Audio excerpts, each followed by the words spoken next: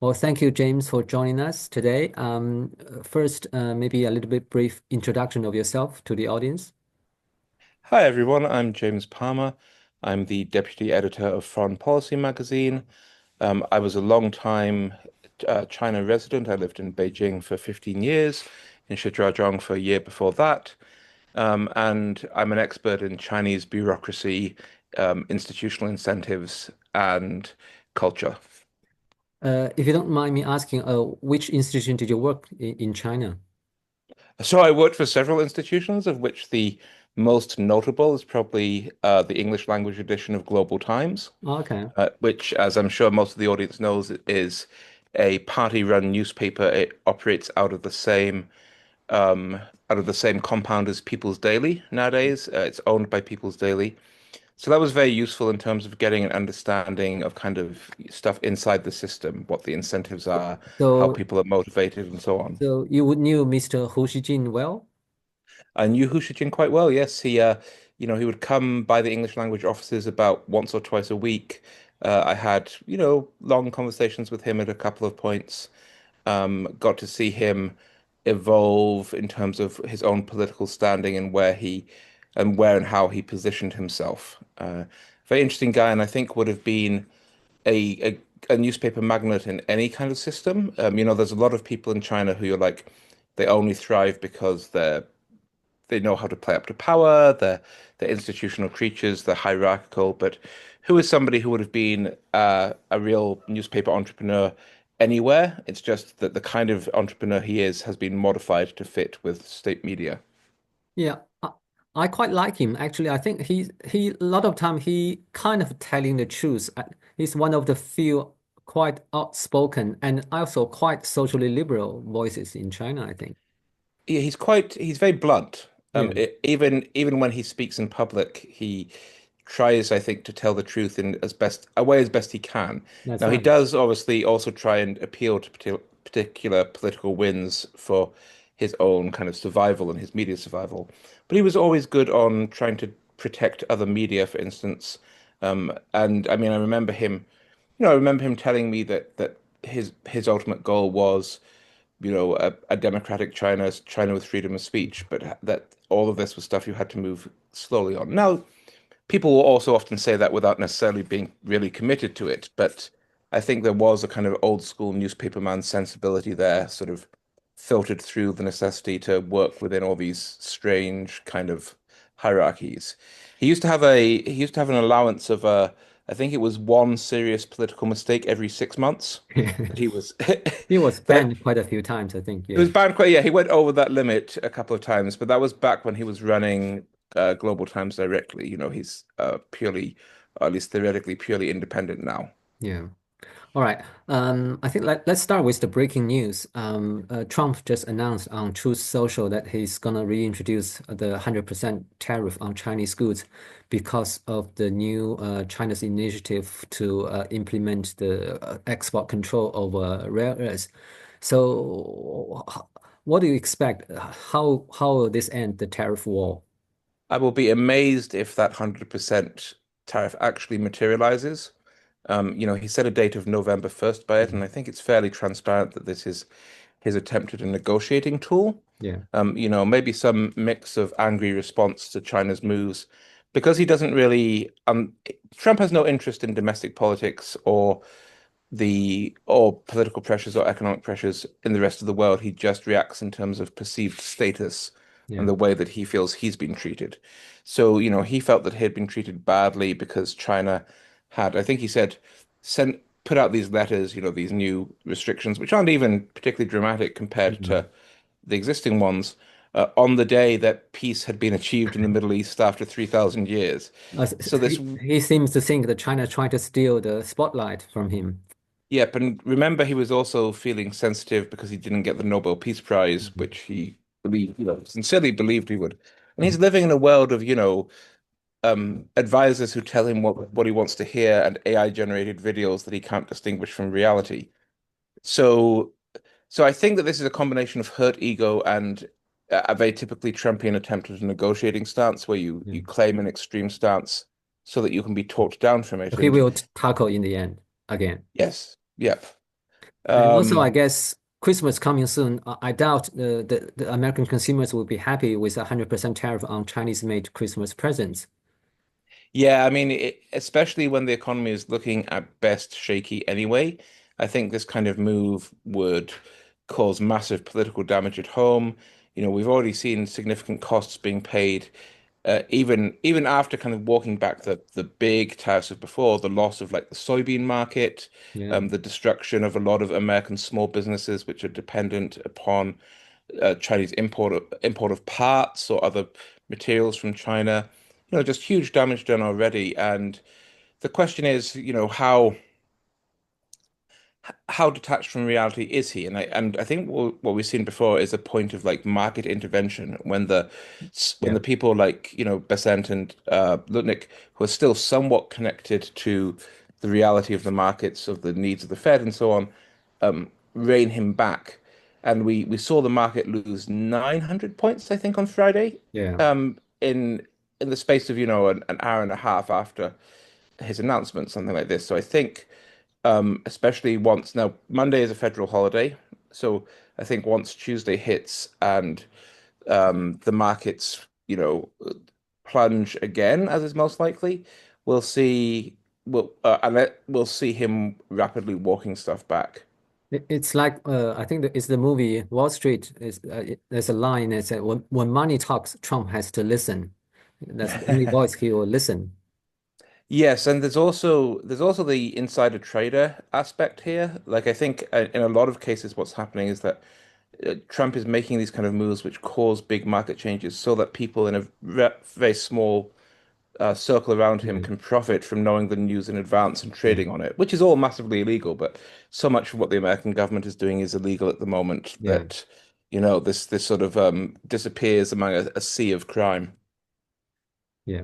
Okay, so we'll have to wait and see, I guess. Yeah. Okay, so next topic. Let's talk about Taiwan, which is always the most important topic between China and the Mhm. United States, and probably the only trigger for a possible World War III. What exactly do you think is Trump's policy on Taiwan? Because I'm always confused. Because sometimes he say he's gonna be hardline on Beijing. He's gonna send a bomber to Beijing if China invade Taiwan.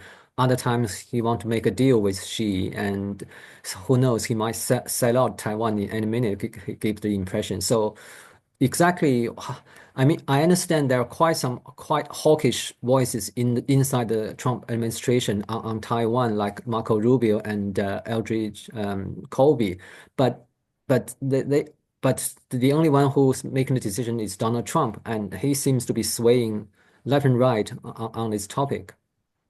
But, with people like Colby, I don't think they're so much Taiwan hawks as they are anti-Beijing hawks. Yeah. The running joke in policy circles is that, Colby wants us to sell out Ukraine today so that he can sell out Taiwan tomorrow. Um, but, Rubio, I would have said was a true believer. Now I don't know. Yeah. Everything, He's only his interested complete in keeping his job. yeah, his complete self-abnegation at this point in order to stay in the administration has been, morally and just pathetic. So I don't know if he's actually voicing opinions on anything or if he's just doing what Trump tells him. On Trump himself, I think there's two arguments. The positive argument, as it were, or the argument that ascribes some kind of rationality to this is that he's a big believer in madman theory. This idea Yeah. first proposed by Richard Nixon that basically unpredictability is a strength in deterrent situations because if China or back in Nixon's day Russia doesn't know what you're going to do and thinks like, oh, maybe this guy is crazy, maybe he'll overreact to something, they'll become more cautious. But I think that honestly that's optimistic. I think that the truth is that Trump is just wildly inconsistent Yeah. because he doesn't actually have he has strong policy views about the United States and that he's a racist. He believes in less racist than many people in his administration now, I would say, especially the junior people, but still racist. He's anti-immigration. He's pro-tariffs, even though he doesn't really understand tariffs. But in terms of any given global position, whether it's Taiwan or Yeah. Ukraine, He has it's no really fixed view. about he Yeah. has no fixed view, and it's really about the last person in the room to speak to him. So this, can have a deterrent advantage in that I don't think China will ever be able to be certain that he would or wouldn't react to an invasion. I don't think there'll ever be a grand bargain where like Trump says, well, we get the rest of the world and you get East Asia. Um, I don't think the Chinese would believe him capable of keeping that kind of bargain. I don't think they would believe that he would stick to it. So that uncertainty may act as a deterrent to some degree, but certainly Taiwan can't rely on him being there in a crisis either. Um, but there's always been the question of like, will America actually risk, a global war between superpowers over Taiwan? And there's always been an uncertainty in that question. And I'm not certain that Trump adds that much more uncertainty. He just kind of brings it to the fore and talks about it more openly, as it were. Yeah, I guess to be fair to Trump, he the lack of ideology actually helped him to at least partially solve the Gaza issue at the moment, isn't it? Because unlike Biden, who has very strong views to protect Israel at any cost, Trump doesn't have any strong views on any issues, as you mentioned just now. So he can sometimes he can use the leverage of American power to push Israel to a decision he favors, and this time he wants to really want to get the Nobel Peace Prize and end the war. And it seems like at least initially it worked. So this kind of his lack of ideology actually helps him to achieve something. So maybe he does deserve the Nobel Prize. Well, I guess we'll see because the question with deals like this is always do they stick? I mean, we're on day two of the ceasefire Yeah, now, and the problem with not having an ideology or not having is you're also not committed. You don't necessarily stay the course. yeah, And we saw that with stuff like he made a real diplomatic breakthrough with reaching out to North Korea, yeah. with having the And then summits he and so lost on, interest. Yeah, and then he lost interest and it became we couldn't sustain that diplomacy, and now we're maybe in a worse position than before. So it's always a risk. I think in some cases it works when you have, a very eccentric, non-ideological principle like Trump, but it works when you have people below that who can do the follow-up diplomatic or security work, and that's the stuff that takes months or years of yeah. meeting hours and hours of meetings every day. Well, you're very familiar with this, of course, like the trudge of diplomacy. Yeah. Well, I And think according to the Wall Street Journal, he jumped the gun kind of because he wanted to announce it first, and even though the grounding details is still being worked out by the diplomats in Egypt, so there's a lot of still unresolved issues, details. Mhm. And I think the first Trump administration could do better on these things because it had a lot of people still in government who were normal, Yeah. basically, Yeah. who were part. But now we've lost so much talent on the diplomatic, on the technical side of US governance that I'm worried we just literally don't have the personnel to follow through on stuff like this. I think, but this does bring us back to the problem with the Biden administration. I think it's on the issue of Israel and Gaza. Biden make a total miss. It seems like a political and geopolitical disaster for Biden because he's trying to have it both ways. He want to be both a staunch ally of Israel, a defender of Israel, and he wants to also show compassion for the people of Gaza. In the end, he offended both. Israel didn't listen to him, and the left are very angry with him, and which is partially become the reason he lost Michigan, I think. So I guess politically it was a disaster for him because he tried to have it both ways. Unlike Donald Trump, who has said, "I'm all for Israel," and that's it. He doesn't care about Palestinian. He even used the name of Palestine as an insult for Schumer. So, but Trump in the end benefit from that because he took a very clear political position and he doesn't really care about the other side, and it worked for him. So I guess this is the lesson for the Democrats is that you can't have it trying to have it both ways on these kind of issues. Well, and also Trump benefits from the fact that there is no pro-Palestinian Republican base. Yeah, There's an anti-Semitic Republican base at this point, but even the anti-Semites are somewhat supportive of Israel for, complicated and messy historical reasons. So he doesn't have to, try and appease to two sides domestically. Whereas for a Democrat, you have simultaneously a genuinely pro-Israel, long-term, yeah. center-left base among the party leadership, The national security and types. Yeah, yeah, the national security types, and also, the people. I mean, a lot of people in a lot of people in this situation, they're people who were in their 30s or 40s when the Six-Day War happened. So they're often operating out of maps of the past where Israel was, relatively weak, surrounded by enemies who were attempting to destroy it, and they have that like plucky little Israel model in their minds, Yeah. and they have not adjusted to a reality where Israel is a very rich country, which is, basically a military hegemon or close to of the Middle East, where which has been, the occupation has been going on for over half a century now. I mean, there's the moral and the political calculus is just completely different. And then so being split between these people with this, like view of Israel as a democracy that has to be defended, and then younger Democrats who see Israel as a hegemon and as an oppressor, the occupation is a moral wound that stains all of Israeli society, and the fact that Israel has swung so far hard right itself over the last 30 years. I mean, Israeli domestic politics is just so different from what it was even in the 90s when the peace process, really had a chance of success. This, I remember, I think it was Richard Ben Kramer who said if you had asked him about Israel in the 1960s, he would have said it's a nice little socialist country with one big problem, and now the problem has eaten the country. Yeah. Okay, so with the trade war between the US and China, and I think that it creates a problem because both sides now want to kind of decouple because they both feared each what the other will do to strangle its own economy. So that also seems to me create another issue, like an unintended consequence is if the West decoupled with China, what leverage does the West still have if China decides to invade Taiwan? Because it seems to me the only leverage is the economic weapon the West still holds over China because the Mm, Chinese export mm. to the West still is the key of its economic success to its employment, especially in the southern and eastern seaboard area.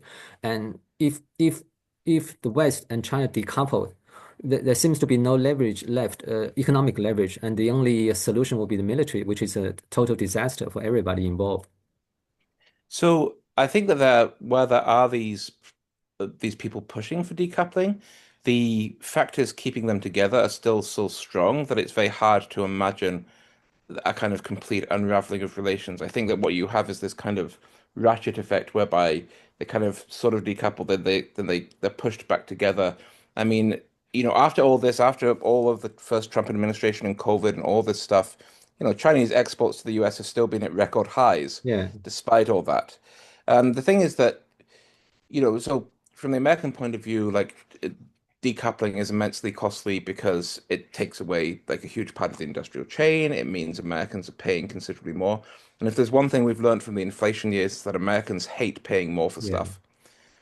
From the Chinese side, on the Chinese side, I think the urge to decouple is actually somewhat reduced at the moment. And I think the fact that um, I think they realize they've over-indexed on how self-reliant they can be, on how much they can make stuff for a purely domestic market. yeah, And they're in fact pushing, even if it's not necessarily towards strong relations with America, they're trying to establish strong relations with the rest of the world as a whole.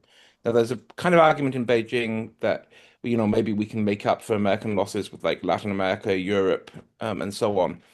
I don't think that's the case. I think the American market is just so big that you can't lose it.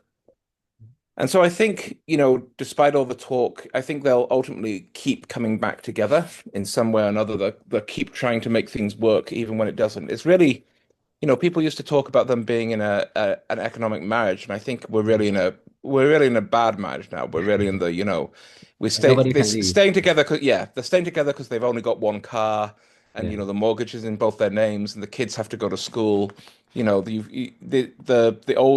The old bargain has turned into maybe a bad bargain in some ways, but one that's very hard to escape. yeah.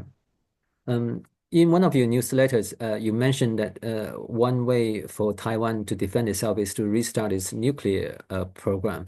How realistic is that? It seems to me that will be a red line for China. Is it because just like the Iranian nuclear program is a red line for Israel, and Israel did bomb Iran this year. So how would China react if Taiwan indeed start its nuclear program? I mean, I think they'd react extremely angrily. You would get like full-on pressure, maybe going up to actual blockade levels. So anything the Mm. Taiwanese attempt there is going to have to be very quiet.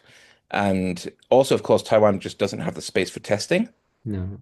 So you would have to have one of the kind of arrangements that, say, Israel had with South Africa back when the Israelis were getting the bomb. I mean, Israel is the kind of the quintessential example of a country that successfully, despite, multiple hostile powers and so on, acquired the bomb, but it did that with the more or less the acquiescence of the United States Yeah. and with a secret program of cooperation with South Africa that allowed it to, for instance, carry out testing in South African territory, or we think that they carried out testing in South African territory.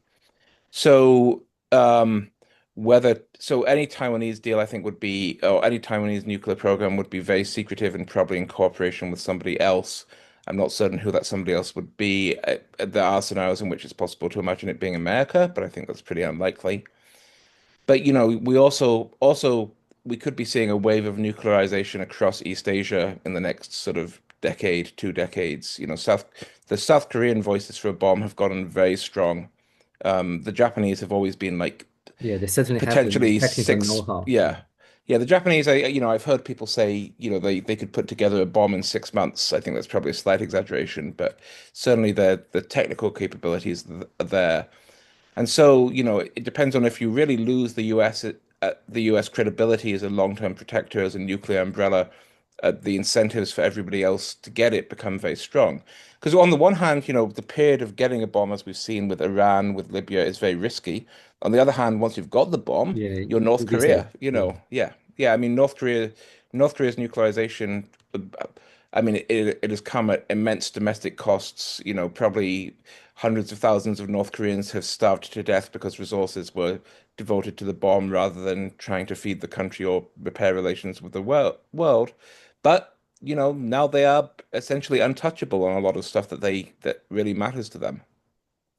Um, on the issue of Taiwan, let me for a moment be like a devil's advocate. I mean, for Beijing, it sees Taiwan is an unfinished civil war. It's a part of like a rebellious province that in an unfinished civil war, and in terms of international geopolitics, power is everything. So as long, I mean, Beijing's power is only growing, military, economic, and political power, and some some near future in the near future someday the Beijing's power will be so much like when it reaches the superpower states like the United States, it will dictate what happens around its borders, and everybody else just have to accept that Beijing's position that Taiwan is part of China is it because that's how international relations work in the end. Well, It's but I'd the say, bearer of gun determines everything. It's America has been a superpower for a long time, and America does not dictate everything that happens in its neighborhood. no, What's our closest analogy here? It's something like Cuba.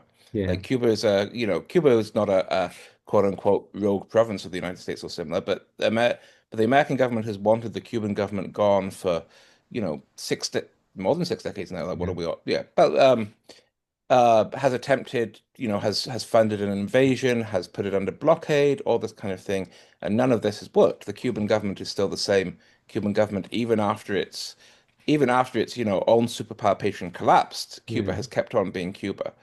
So I think superpower can be a kind of illusion because you can have all this immense, like diffused power, but that it doesn't necessarily mean you can overcome geographical realities. Like in Taiwan's case, the threatening scenario has always, I think, been the kind of total blockade scenario, but Mm. even that comes with costs to China, and the logistics of, the million man swim are very hard. Like even if you have like a first-rate army, an advanced navy, and so on, amphibious invasions are a nightmare. And then the US probably couldn't pull that kind of operation off with success under the same circumstances.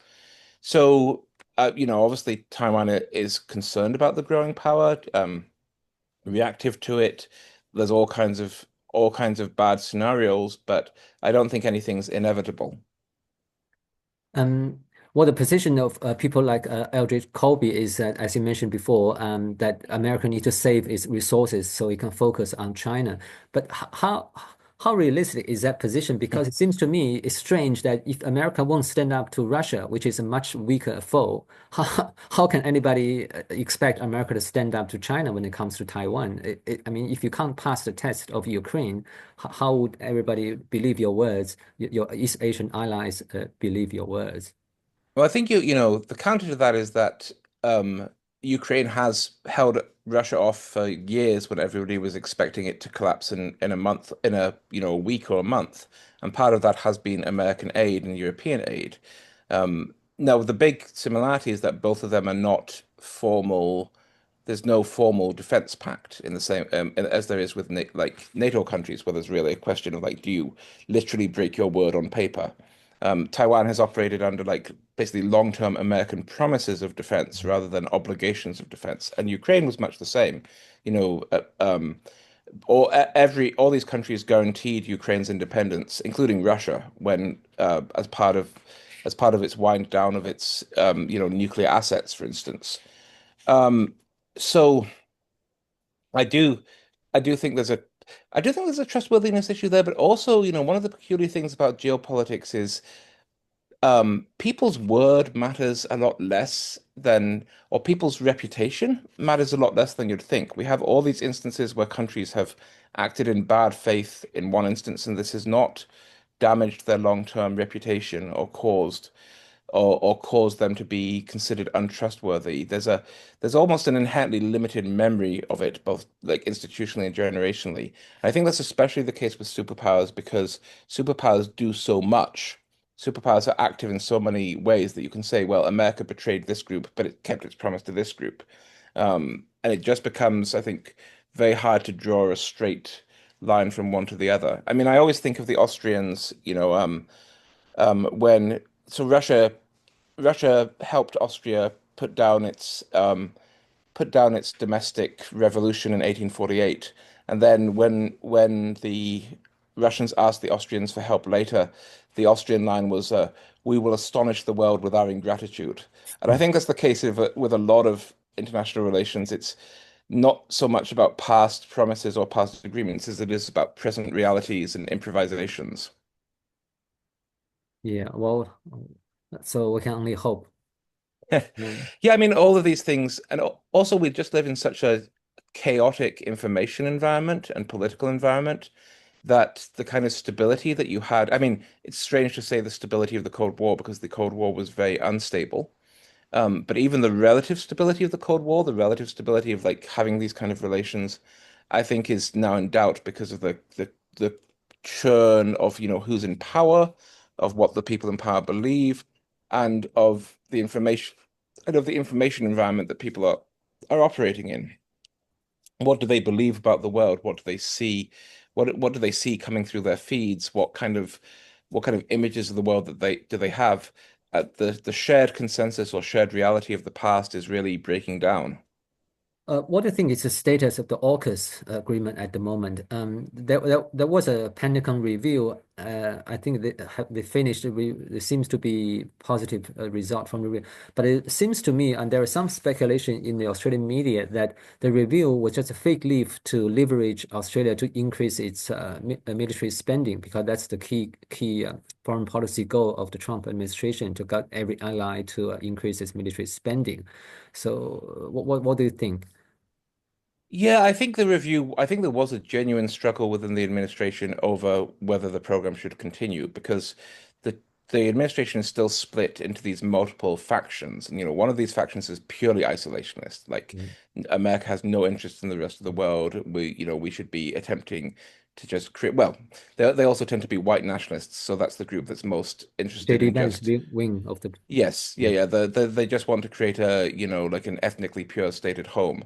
They want to fight the domestic war and use the military against Americans. And then there's the more traditional but still types who see the America as leading a camp of people that haven't done enough. And those are the ones that want, um, you know, pressure on Europe, pressure on Australia, pressure on even Japan to bring up their military spending. So I think there was a genuine fight over whether AUKUS should continue, and then I think the faction that wants more military spending used that fight in order to put pressure on Canberra. Yeah. And well, the left in Australia is very vehemently against AUKUS for two reasons. First is the cost. They think that the cost is simply too astronomical, and Australia can't afford it. The money should be spent on social welfare, other more important, or climate change, or other more important area. And the second complaint they have is that they seem to think that the AUKUS is just a way to entrap Australia into a possible war, the U.S. war with China, which many people in Australia believe that Australia shouldn't play any part in. And now the Trump administration is very hostile towards the Western allies and even imposing tariff on Australia, 10%, and which gives some more ammunition to the skeptics in Australia, that especially in the left, that see the America is not very reliable ally, and we shouldn't pin our defense, our hope of national defense on an untrustworthy ally like the United States. So it seems to be the Trump administration is kind of self-destructing its alliances.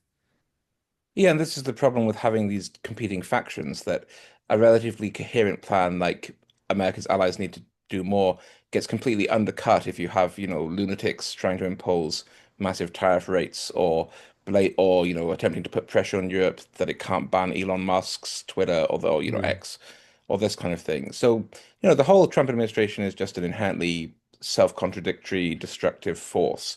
But I do think that the left in Australia is often very naive, and I think it's naive about China in particular. It's stuck in the 1980s. It's stuck in a vision of, oh, it's only America that's forcing us to make these choices. But the truth is, an unrestrained Beijing would force Australia to make much less palatable choices in the long term. Would force it to make choices about like how it treats Chinese Australians, what freedom of speech it allows. These kind of pressures would become much stronger. But the Australian left, and my family's in the Australian left, has been in the Australian left for many, many, many years, really is kind of stuck in a vision of the world that of about 1984. They're still obsessed with like this idea of like Reaganite America, and now Trumpian America is worse in some worse ways. than that. But but they haven't adjusted for other countries actually being powerful and malign actors in their own right. And you could really see that in the TPP discussions, where the Australian left was very against TPP, and TPP was a diplomatic, economic, long-term effort, like really an example of the kind of program that you should supposedly want in terms of binding allies together through trade and economies, and even allowing space potentially for China and others to come in and join, and establishing those sort of trade ties that prevent war. And the Australian left was against it because its model was purely, well, it's about American corporations and American corporations are bad. And that along with the American right and elements of the American left helped sabotage TPP in the long term, and turned it into this program that everybody but America is in. Yeah. Um, so I think, yeah, it's very hard, but it's also just a very hard path to walk for somewhere like Australia. Um, uh, Australia has an almost unique, I think, geographical and geostrategic position, which also has this paradoxical effect of making it a very wanted ally without it actually being under that much direct military threat. I mean, other than full-on paranoics, I don't think anybody thinks China is ever going to invade Australia. No. But Australia is a super critical part of the greater, Asian and security environment. It's wanted by America, and it really more than anything else, Australia should be leveraging that for its own benefit. Now, I don't think the Trump administration is smart enough to understand leverage used against it, except in the most bluntest and crude terms. But hopefully, future American administrations can be edged into more favorable policies just by the Australians really pointing out that in many ways, America needs Australia more than Australia needs America. So you are still holding out hope for like a future administration. I guess you're referring to a possible like a traditional Republican administration because we can still trust the Democrats in terms of international alliances. But what kind of percentage hope you have for the Republican Party to return to its normalcy? I highly doubt it at the moment. The About whole party is 15, about 15%. I yeah. mean, I think it would depend on them suffering really severe electoral losses, and on a turning against the youth wing of the party, because the youth wing of the party is basically Nazi at the moment. Like young Republicans are, I've heard this from even Republican staffers in their 30s or late 20s Yeah. talking about how like purely deranged the young generation is. Mm. And you can see this in stuff like DHS social media, where it's publishing, like white nationalist memes. You Yeah. can see this in the attitudes taken, towards the way ICE is deployed. There's, that Stephen Miller wing, that, purely fascist wing is very strong and will be genuinely hard to get rid of. Now, I think in some ways the hope lies with the state parties. Like, there are some states which are themselves fully lunatic, like uh, Texas and Florida. But then there's a fair amount of Republican state parties which, because they have to deal with the everyday of, American domestic political life, they're more sane, they're more old school Republican. There's something to build on there, but it would be a lot of work. So, but only 15% chance, like Yeah, about that. I would very say about little. yeah, very little. Um, but I do think that like even a Democratic administration, where I think the odds of that are higher, I think there's ways that Australia and other allies could put pressure on them, for their own benefit while staying within the wider alliance structure. I think to some degree America's allies have not fully exploited America's need, especially America's need in the era of a potential confrontation with China. They've become too used to operating as if it was the 90s, as if America was the only, the big bully on the block. Whereas America is in a, a position where it needs its allies a lot more in the long term. And it's just a question of whether you have an American government that can recognize that.